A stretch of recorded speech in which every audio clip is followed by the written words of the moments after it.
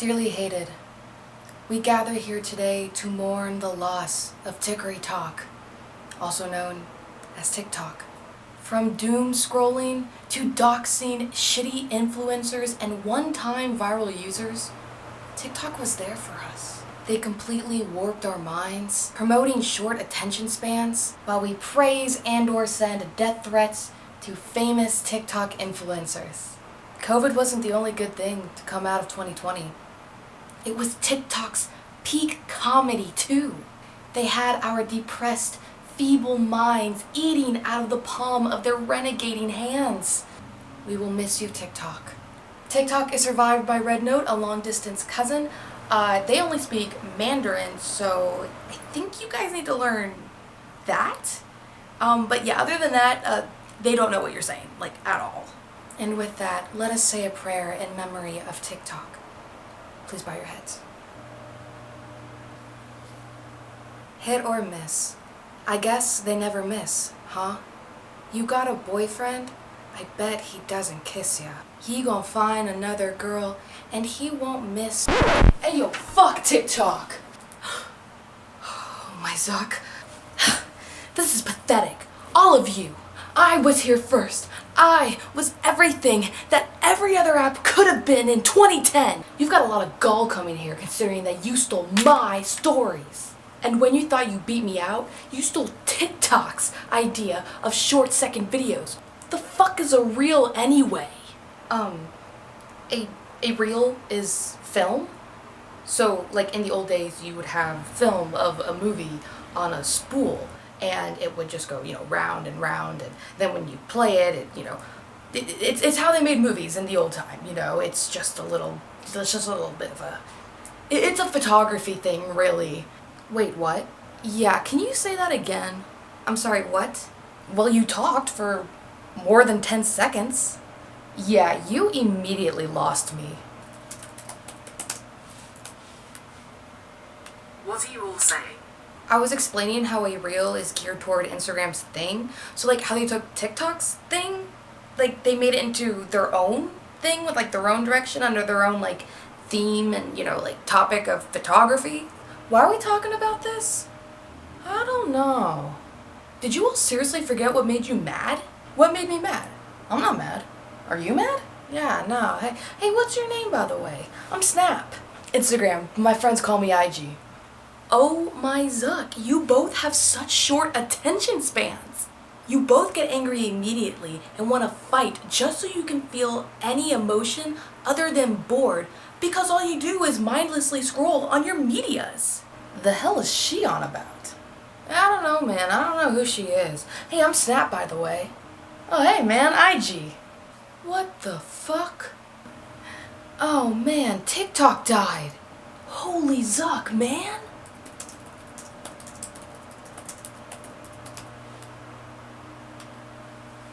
You all are fucking stupid.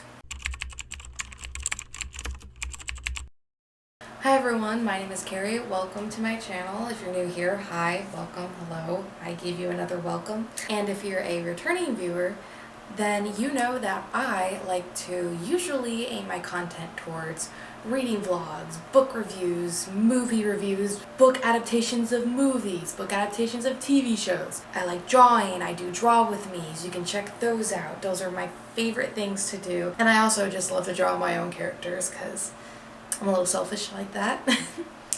But this is a little bit different, and I hope I can execute this in the way I want it to. Apparently, Doomsday Part 2 has come early.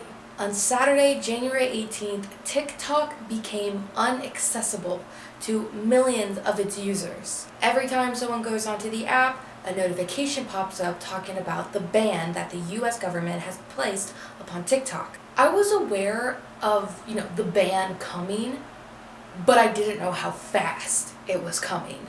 But I didn't care because at the start of the new year, I told myself, okay, I'm going to delete TikTok because I want to stop mindlessly scrolling on things I don't even find funny and things that anger me, things that confuse me, things that just come onto my For You page and I'm like, what the hell is this? It was mainly because of, the mindless scrolling and just the stupidity of social media in general anyways. Now, call me hypocrite, I still have all my other socials, but I'm hardly even on them then.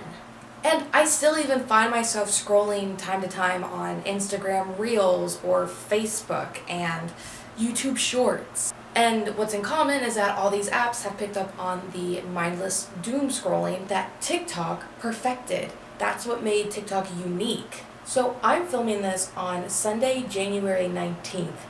And in these few hours when everything started going dark, I went on Instagram, today even, screenshotted a bunch of comments saying like, this isn't like TikTok, like where do I get my information? First of all, kind of fucking crazy. I know some of these are jokes, but it is pretty concerning, just a little bit. But what I picked up is that, at first I'm like, well, what's the difference between Reels and TikTok? Like, what is there really besides like the scrolling that people are like, this is terrible, I want TikTok back? And I just kind of realized, it's under the same category, but TikTok is funnier somehow, and that's literally it. I don't know what made TikTok so great, because since I got rid of it, besides the mindless scrolling, like Instagram, it has also become very commercialized. It is rotting with ads, and that's something that Instagram has had for a couple years now. I'm just making an assumption that if that's part of the reason why people are saying like, this is terrible, I hate Instagram Reels, this isn't funny, is it just because you've grown so attached to TikTok? And I guess I could see that, TikTok's for the funny, goofy, ha ha ha, and Instagram's like for all the, here are the beautiful pictures of me, here's where I'm going, okay, here's snapshots of my vacation, It's like TikTok could be the silly, goofy side of you, and Instagram can be the whole, oh, here's what I intend to post so you see that I can be serious, or that you see me going out and having fun, and you may have seen my silly TikTok from vacation, but here's what I actually got up to. So if it's that, I can see that, but also a lot of people have comedy pages on Instagram. Honestly, you could just make a shitpost Instagram account and do stuff there. I mean, was it smart for TikTok to do ads? Sure. I mean, it was booming. What I don't get is when people complain about it, why they don't just leave TikTok. So if you're complaining about them having the TikTok shop and the TikTok ads and, just whatever, why don't you leave?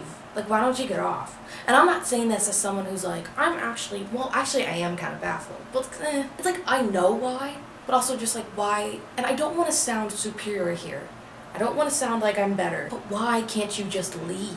I mean, it's no secret that people will like belittle something, especially like, let's just say a formula that TikTok has, the algorithm and everything. They'll criticize it. They'll say, why did you make the TikTok shop? Why did you make the ads? And then they just don't leave. I just don't know. I don't know. Like I said, I'm no better. I have literally scrolled on YouTube Shorts for an hour before realizing I meant to watch a Drew Gooden video, or a Queso video, or I almost said Drew Gonzalez, or Danny Gonzalez if he posted. But what intrigues me is the way that people have become so dependent on this mindless scrolling and like the format of TikTok, that other apps have taken it. You even see it in movies when, they're supposed to like be a play off TikTok or Instagram Reels. You see it's the format of TikTok, of a video on a feed. Maybe it's because the algorithm is meant to be for you, so it's just everything you indulge in, but still, what are you getting from it? If you're not laughing, if you find nothing funny, if you're getting hit with ads, what's the point of keeping it? And the fact that that's like your bored thing to do, that's where the dependency comes in, So this whole video was supposed to be a why I got rid of TikTok thing. I wanted to do it earlier in the month, but I had a weekend getaway I needed to, attend. But then the ban actually hit, and then people were running to RedNote, and I'm like, well, what's RedNote? And I just did a whole deep dive, and I just thought, you know what, I gotta mesh all of it into one. Like I said earlier, I got rid of TikTok. Here are my 4 main reasons why. 1, it was literally killing the attention span. Like I said, other apps are taking this format. 2, people and users and influencers, whatever you want to call them, are hungry for views. 3, commercialization and overconsumption. Those 2 I'm going to talk about in tandem. And 4, being invested in other people's lives. Trigger warning, I'm going to sound like your parents and your grandparents. It's the damn phone. Everyone's attention span is based on if a video can catch your attention in 3 seconds. You have to spark interest in a millisecond now, at least that's what it seems, to get views and to get people to interact with your video if you are wanting to be a full-time creator. And I think apps that are copying this, first of all, TikTok blew up, so first it's like famous and relevant, and second, if it gets people's attention, if brands are, smart enough to like weave in like deals and whatever in there, okay, clever. Brands and places and schools and whatever who are major and well known give into the same format. I literally turned back to YouTube in order to break this attention span dwindling dilemma of mine. And at first I literally was watching something for at least more than 10 seconds and then getting bored. I didn't even get to like the good part. Like it could have been just a little funny skit and I was like, I'm bored. I didn't find anything funny about this because I didn't give it time. So then what does this mean for those who want to create content, especially to get views or to make it like a part-time job or even, hell, their full job? Will the annoying please don't scroll come back? Will users have to resort to showing parts of their body in order to get a certain audience click on the video and make them stay locked in, except on the part that's not your face? If you catch what I'm saying, that is something I do not have the energy to get into. And that sort of leads into my next point.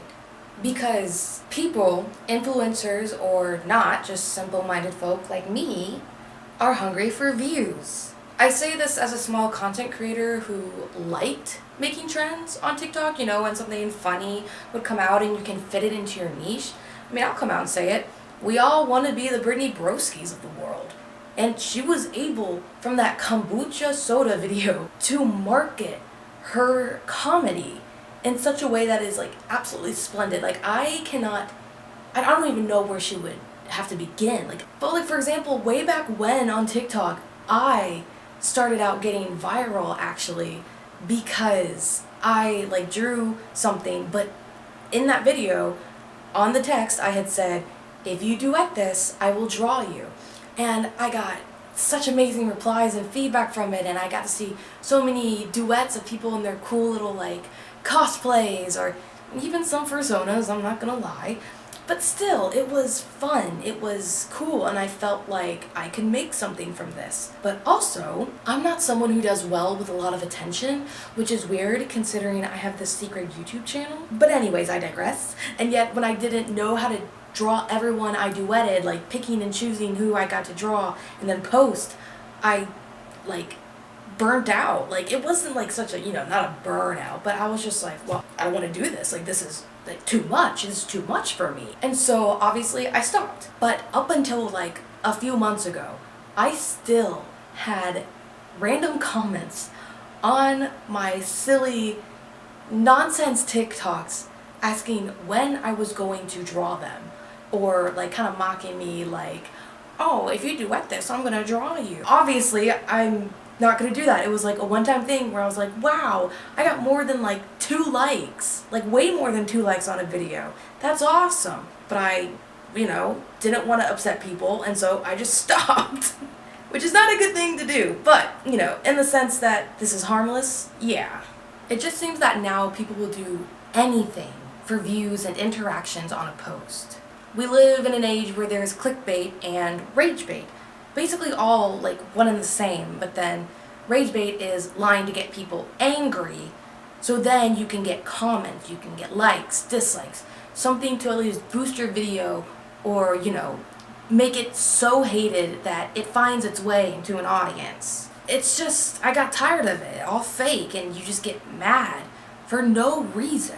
I'm getting mad at this rich influencer who's faking committing a crime, and I'm getting mad at it while saving the video to come back to see if there's been an update, while other people are commenting, are shit-talking, death threats, whatever, and it has 1 million likes.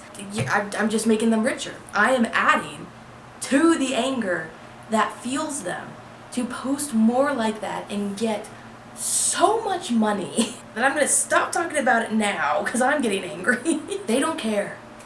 They don't care about you.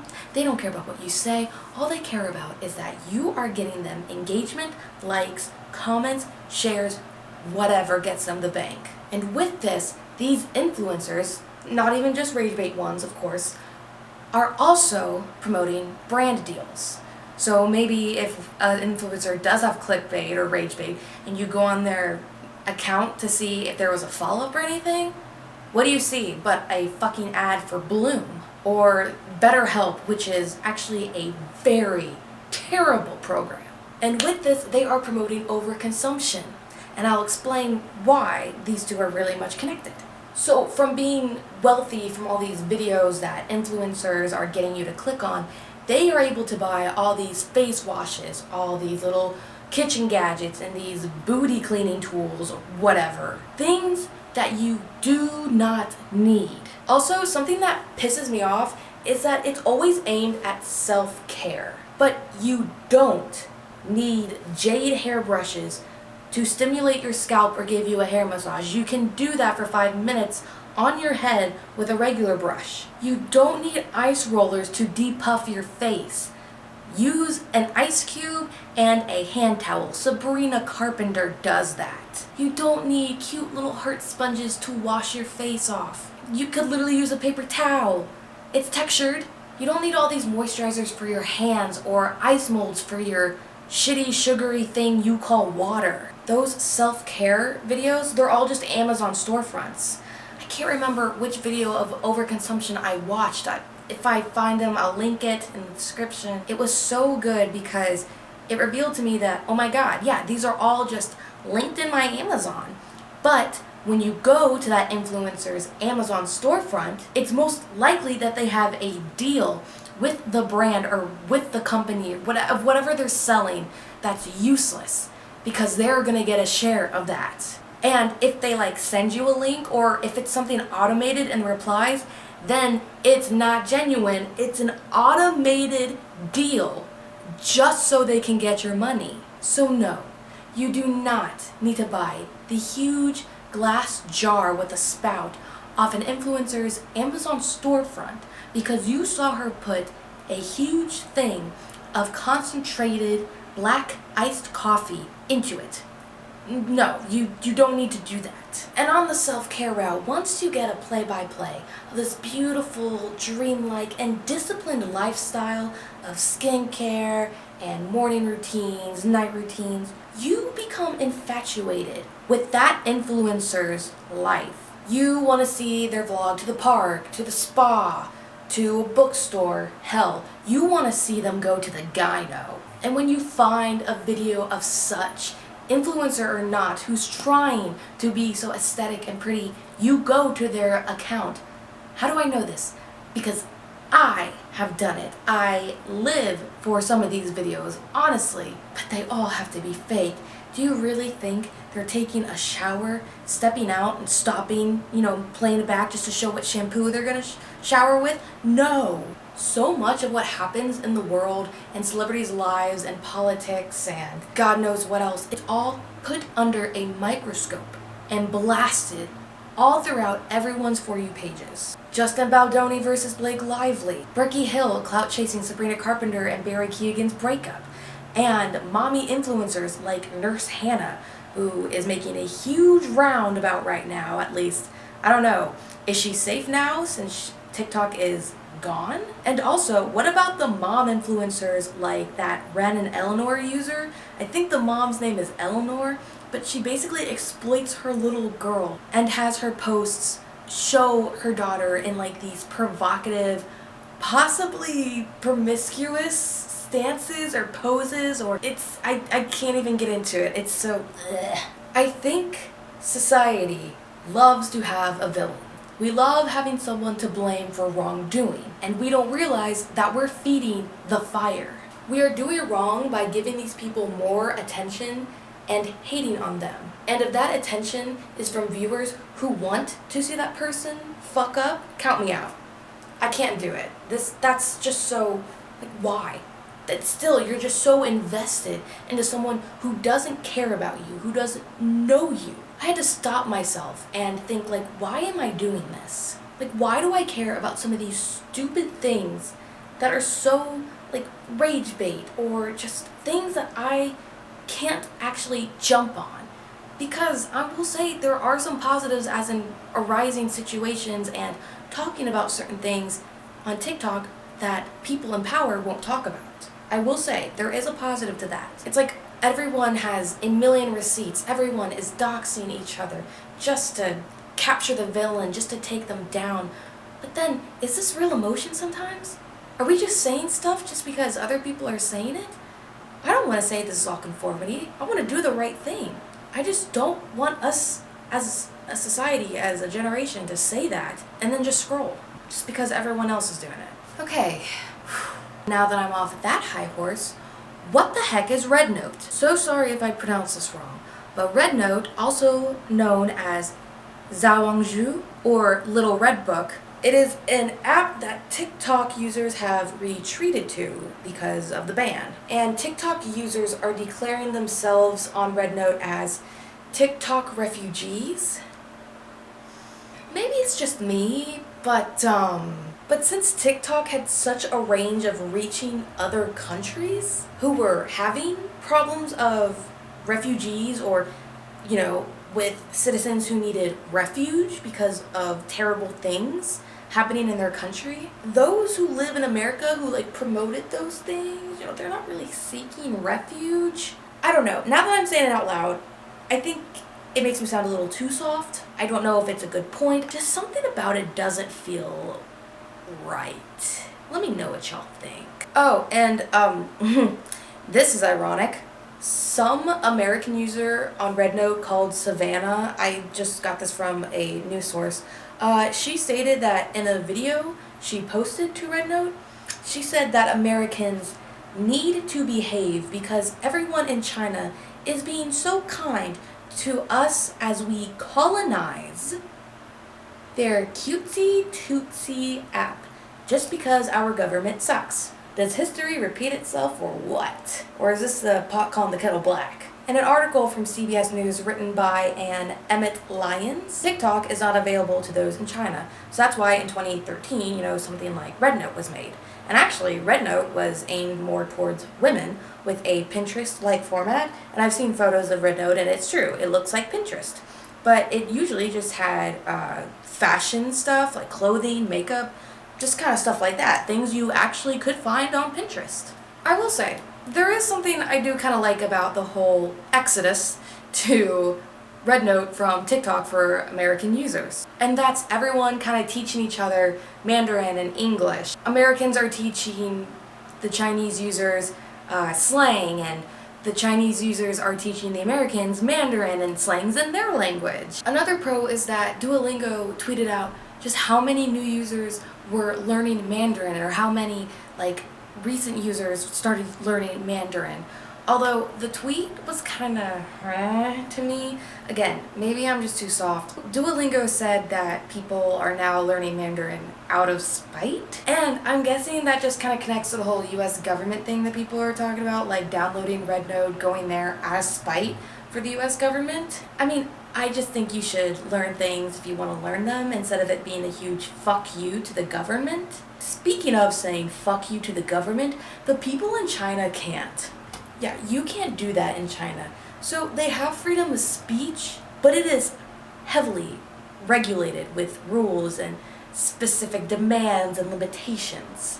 So you cannot talk bad about the Chinese government. Pretty much illegal. And moreover, RedNote actually censors a lot of things that are politically and socially sensitive topics in China. I guess you can, like, send messages or just text things on RedNote, I don't know. But a user in Beijing greeted all the American users, and they said, "Welcome, but do not say anything about LGBT. Thank you." And some content from US users have already gotten things taken down or their accounts suspended and hold because they have talked about things that are not socially acceptable in China. Now, I'm not saying that the Beijing guy is homophobic. I don't know him personally. But if you think this is homophobic, and I'm not saying you guys are, but if some of you are thinking this is, it's not. China does not have a ban on LGBTQ, but it's kind of like they do. So it's just kind of like the whole freedom of speech thing again. If you were gay in China, you would just have to face a lot of challenges and laws. You can't adopt, I don't think. You can't watch anything that portrays a gay couple. So I think that Beijing user meant very well when he said that. Now, I will say something that does pique my interest is China's law on the protection of minors. So they are just kind of rickety. Basically, it's like children can't be addicted to internet. Children are not supposed to be on the internet so much to kill their mental and physical well-being.